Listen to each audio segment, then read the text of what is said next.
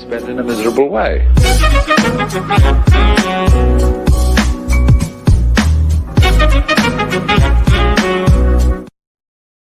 U.S. News: Trump's D.C. court pick faces first step in what may be another ugly confirmation battle.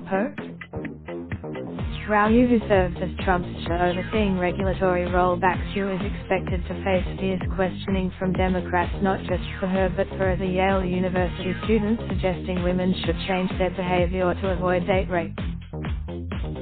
Democrats fear that Rao, 45, a conservative woman already attracting mention as a potential Supreme Court nominee, would have a glide path to the nation's highest court if she is confirmed.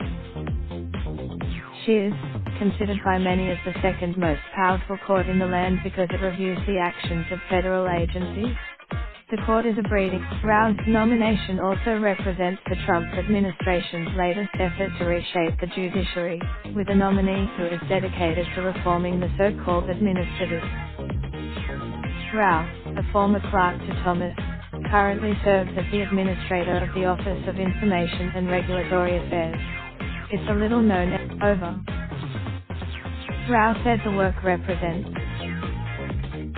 this. Her critics say that during the Trump administration, Rao has worked to roll back Title IX protections for survivors of sexual assault on campus, as well as protections against racial discrimination in housing and environmental safeguards. But Case Western Reserve University School of Law professor Jonathan A. D'Ello, who supports Rao, pushed back on that characterization.